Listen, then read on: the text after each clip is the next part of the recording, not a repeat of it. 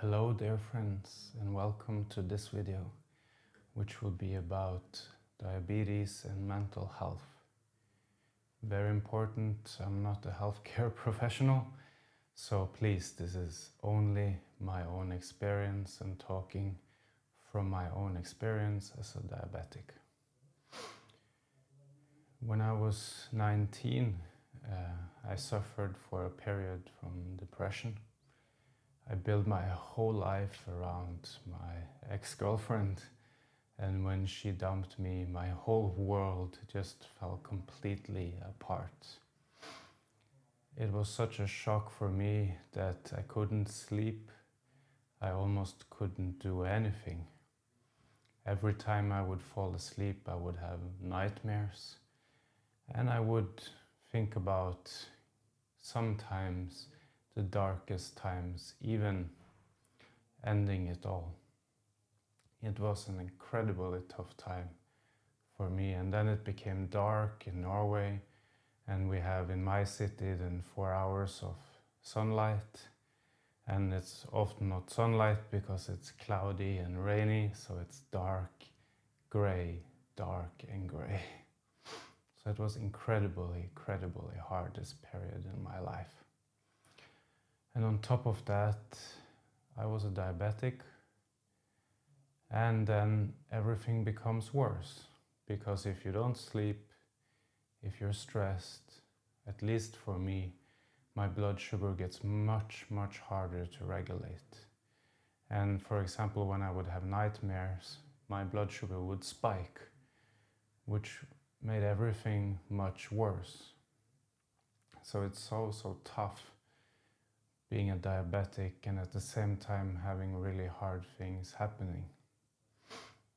Also later in life, there's been periods where, of course, I had some problems with my mental health. I had a divorce, which was incredibly hard, and then you suffer. And also in this period, being a diabetic on top of everything makes everything even worse. So many people want this, this one trick and so on.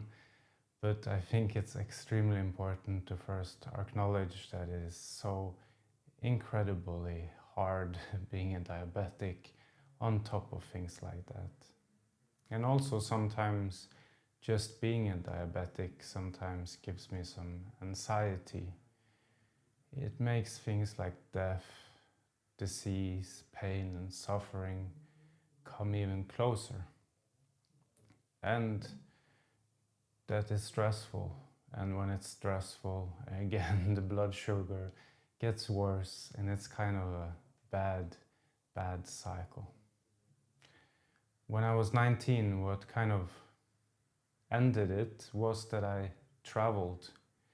I got out of my daily rhythm, I went away, and it took maybe one day, and it changed.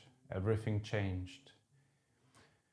And I'm not saying that will happen to anybody that travels, but for me, I think I got so much into being alone and into a bad routine of being alone and depressed and so on, that when I first traveled, met people, it was to Ghana, so it was full of sun also.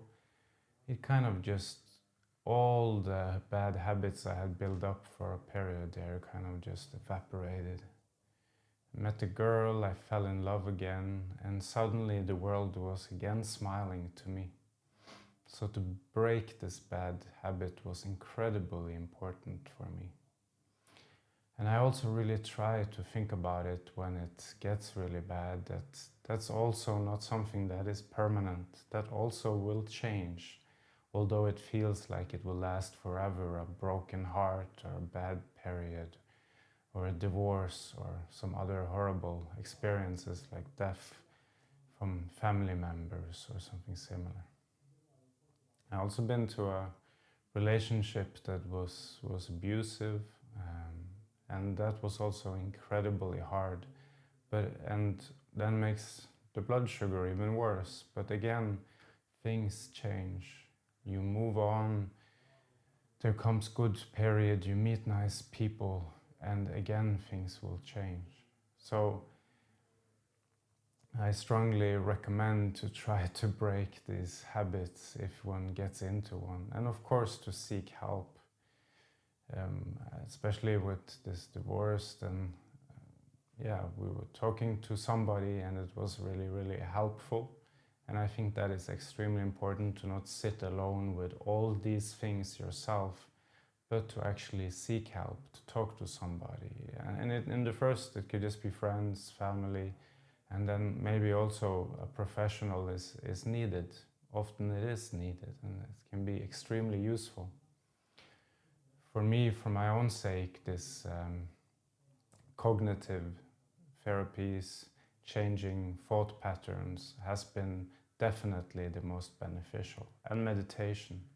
I still meditate often, and for me this is also kind of a bit of therapy. Sitting, you cannot kind of hide from your thoughts. I would love to do just one episode on that as well, because I think it's so important, and you digest, you go through these things and you really work with them. You have no choice sitting there and with your thoughts, and things comes up. So there is methods, there is ways to break these bad patterns. And when you're a diabetic, or I'm sure chronically sick, it's worse. But again, there is a way out, there is light for sure, and things changes all the time. And I just really hope if you listen to this, that you, if you are suffering, you also will then maybe get a hope that there's something that can happen.